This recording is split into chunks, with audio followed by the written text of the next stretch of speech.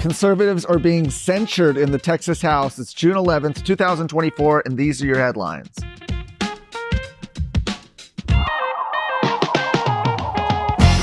Four lawmakers have officially been censured by the House Republican Caucus in Texas for campaigning for conservative challengers against incumbents during the recent primary elections.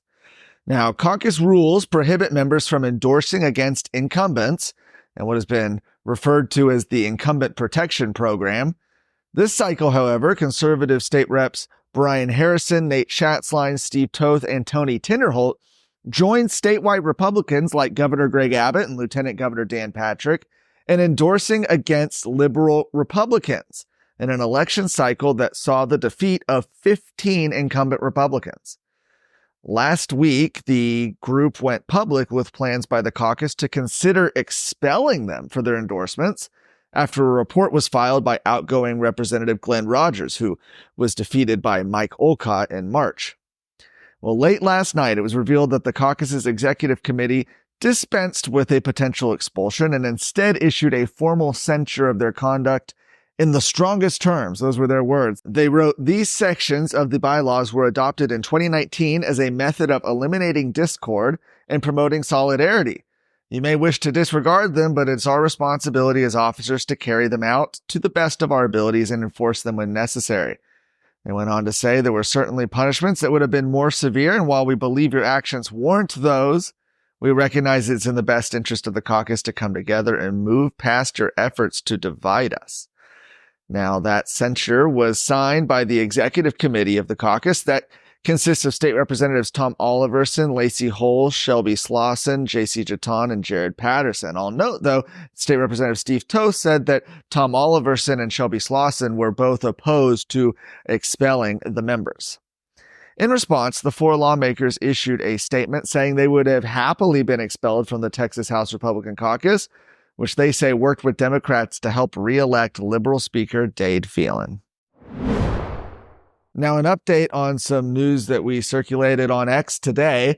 That's the Texas conservative commitment. Maybe you've seen this. It's currently being circulated among Texas House Republicans, and it appears to largely mirror the Republican Party of Texas's priorities, which came out last week, though it has some softer language. So it's essentially a pledge to pass things like election integrity, but it doesn't have a lot of specifics about what that looks like. Similar with school choice, so on and so forth. Notably on this list, though, a ban on Democrat chairs is absent from the pledge. It's currently unknown who's behind it and who has signed on yet.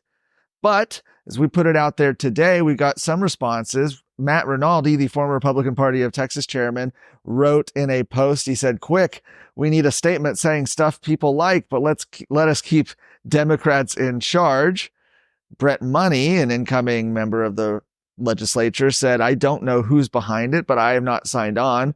My commitment is to work to pass the Texas Republican priorities as drafted and approved by the delegates last month." And he encouraged members to instead sign on to the Contract with Texas, a series of 12 proposed reforms for the Texas House to end power sharing with Democrats, including, most notably, ending Democrat chairmanship. So just a little bit of an update on that front. We had talked a couple weeks ago about how things were going to be moving fast. You're going to now see all sorts of pledges, all sorts of commitments, contracts, etc., moving through as members try to align themselves heading into the upcoming session, and especially with the speaker's race coming up. And we're going to have all of that information for you at Texas Scorecard.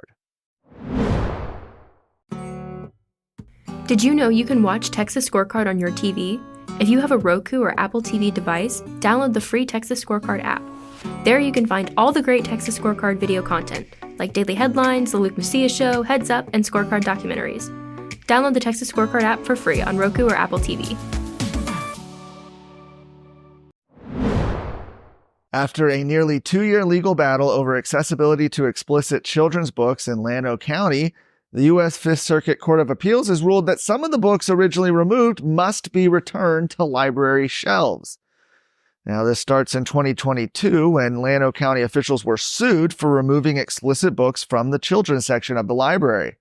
Those books included Being Jazz, My Life as a Transgender Teenager, and Cass, The Origins of Our Discontent, both of which feature radical gender ideology and critical race theory.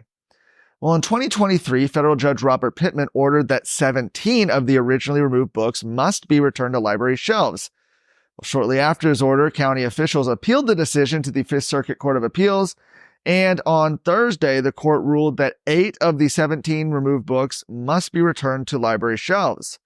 One judge moved to uphold Pittman's order to return all the books. Another, who largely agreed, said 9 books could stay off the shelves.